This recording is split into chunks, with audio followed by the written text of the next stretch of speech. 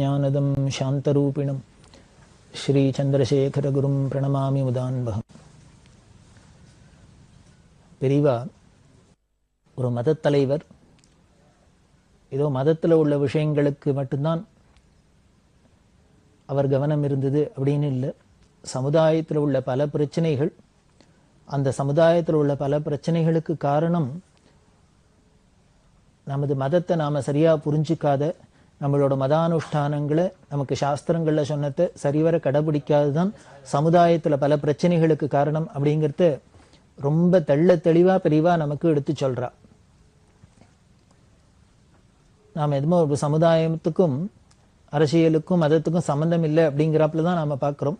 அப்படி பார்க்கறதுனால தான் நமக்கு உண்மையான பிரச்சனைக்கு காரணம் என்ன, அதை எப்படி நிவர்த்தி பண்ணுறது அப்படின்னு தெரியாத தத்தளிச்சுன்னு இருக்கும்.